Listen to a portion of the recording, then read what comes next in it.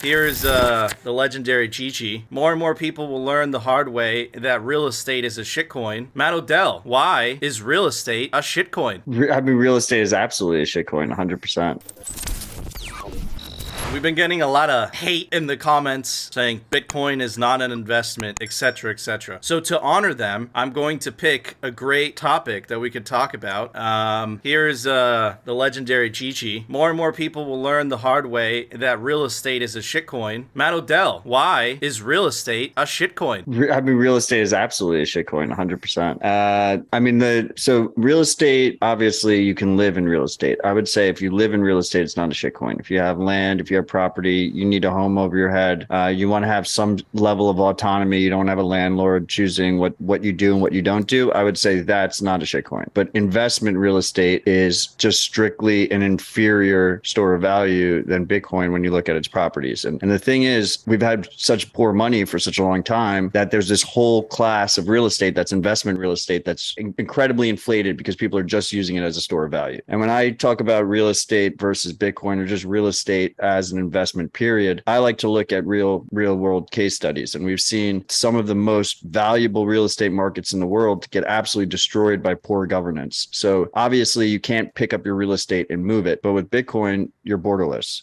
But with real estate, the two big markets that I would point out is Hong Kong went from one of the most valuable markets in the world, decimated overnight when China took it over. And New York during the COVID lockdowns, they essentially socialized all the apartments and the stores because they froze eviction courts. And as soon as you freeze eviction courts, there's no reason anyone needs to pay rent. But at the same time, they didn't give the landlords any kind of substitute, or they just said, fuck you to the landlords. We're closing eviction courts. You can't kick anyone out. And hopefully they still pay your rent, even though you have no recourse. So among other properties, I would say the number one reason why real estate is a poorer investment over Bitcoin is because of governance risks. This idea that the rights that you have entitled to you as per your real estate contract is basically quicksand. You can just get rug pulled at any moment. What would you say to the people that, because I know I'm going to hear this argument, say, yeah, but what about Bitcoin's volatility and what about real estate's I guess it's a false illusion because it really depends on the governance in your local jurisdiction, like you said. But I know a lot of people, specifically the older generation, they rely on investment properties to collect rent. What would you say to them? And they look at Bitcoin's volatility specifically. The cash flow. Yeah, correct. I mean, I would say that's probably, maybe one of the stronger arguments for investment real estate is this idea of cash flow. But I think that, if you have something that truly stores its purchasing power and ideally increases in purchasing power over time, that conventional concept of cash flow is not necessarily, ultimately you have like this net gain, right? You either have a net gain in terms of the value of the asset going up, or you have a net gain in terms of cash flow. In real estate, you combine the two. With Bitcoin, you just have the purchasing power increase. So the question is, which one nets out higher? I think ultimately Bitcoin nets out higher. It's a false illusion that, your real estate value is going up in value, that your cash flow is going up in value because you're measuring it in this fucking horrible, this horrible currency that's designed to go down forever. But ultimately, I think you can probably do like some kind of analysis on specific investment real estate. Okay, this is how much I expect its asset value to increase. This is how much cash flow I expect to increase. If I combine those two together and compare it to what I expect Bitcoin's asset value to increase, and then that's your direct comparison, right? I think, look, ultimately with real estate, it's just a much more complex variable investment, right? So you have, not only do you have the governance risk of just a straight rug pull, I mean, you're locked into whatever jurisdiction you choose. You don't really have jurisdictional arbitrage. Burdensome regulation in general can really fuck you. You end up, I have a lot of friends that have investment real estate. You're in court all the time. You're paying tickets, you're fixing leaks. People are slipping on ice outside on your sidewalk. Like no one can slip on ice outside your Bitcoin. You just hold that and it should increase in value over time. Yeah, this is true. It's a lot less complicated. Phil, to add to the questions I was asking Matt, do you think that as people, right, because the hypothesis, right, is that a lot of the value is being stored in real estate because people they're chasing returns and they don't have another place to park their money. But if we're right about Bitcoin fixing the money, and we're definitely right. Stay humble. Hey, it's true. Stay humble, stack sats. Odell's true, but I haven't been in the game as long as he has. So yeah. Nico needs to get more humble. Phil, I am humble. Phil, do you think that The most humble. I am very humble.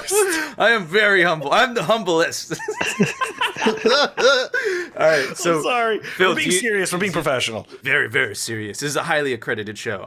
So Phil, do you think that the asset class will deflate because more people will find what Odell says, right? That it's just a superior store of value than real estate. What do you think? Or do you think it will just always... Because look, at the end of the day, I think Odell's spot on in the first assessment, right? Where you're always going to need a roof over your head, right? But the investment properties, that's a whole other argument, right? We've seen BlackRock, for example, buying single family homes all over the place. Why? Because they're searching for returns, right? I think Bitcoin does really fix that. So Phil, what are your thoughts on that? So I think that, I think that humans like to speculate no matter what, so I think that if there's a speculative market, if there's some kind of alpha, right, some kind of profit to be made, I think that you're going to find corporations rise up around those industries and they're going to continue to have investment properties. But the thing is this, right? I think that this touches back to what Odell was explaining, is that, the cash flow is baked into the system. You have no choice but to have this because fiat keeps going down. I think we have a couple of things at play here, right? We have the human behavior aspect of it, but at the same time, we also have this other piece to it where Bitcoin is so much easier to store, so much easier to transport, so much easier to just to have and to hold. Whereas real estate, like Matt was explaining, I mean, don't get me wrong, forget about like the lawsuits and stuff like that. Just holding onto a piece of land, right? Like, let's say you do nothing with this, right? All you did was buy the land and you sit on it. You still have to pay the taxes on this thing every single year. So it's just insurance. You probably still need insurance, even if it's bare land, just in case someone like stumbles on there and twists an ankle or some shit. True.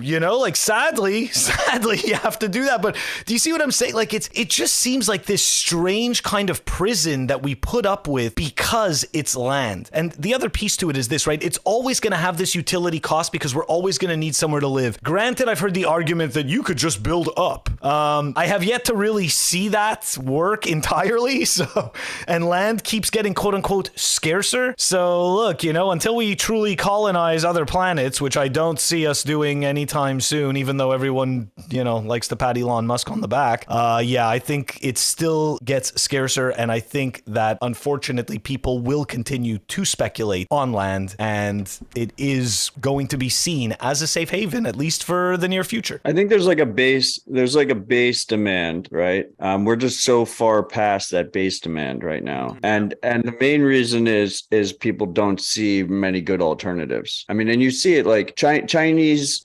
citizens buying land in Toronto, buying property in Toronto, investment real estate in Toronto or New York or Montreal or LA, wherever they're buying it, London. Why are they buying it, right? They're buying it because they're trying to store their value somewhere outside of their government's control. And they don't really see many alternatives, right, to that. Now, all of a sudden, Bitcoin offers a very legitimate alternative. Now, is everyone going to, flock over to Bitcoin right away? No, but slowly and steadily, more of that demand will get met by Bitcoin, and real estate in general should kind of, come back down to like that base load demand. And you probably would see that too with the large equities, the large stocks, like the Apples and the Amazons, these blue chip stocks that people are basically just load into and just treat it almost as like a savings bond or something at this point because they can't find it anywhere else. Like that insanity probably gets, funneled a bit into Bitcoin and comes back down a little bit to reality. But these are all, right? Like these are all long-term kind of situations at play, and it's going to take a while for people to kind of to realize the benefits. And I think this kind of goes hand in hand with the fact that,